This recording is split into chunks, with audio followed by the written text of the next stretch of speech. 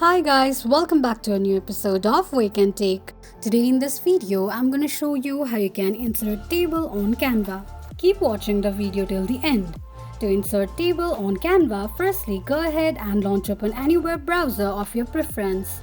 On the search box at the top, type in canva.com and make a search. The official page of Canva's account will appear on the screen. Log into your Canva's account and the home page of Canva will appear on the page.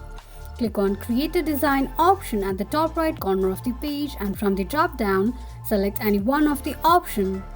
On the next page, on the search box at the top left hand side, type in / and make a search.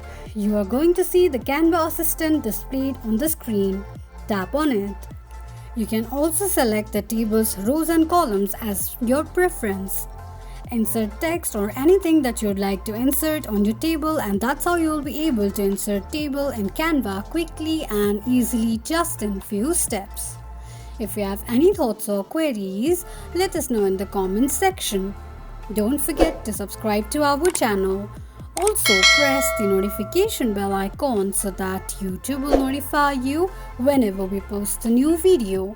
I hope this video was helpful to you. Thank you so much for watching.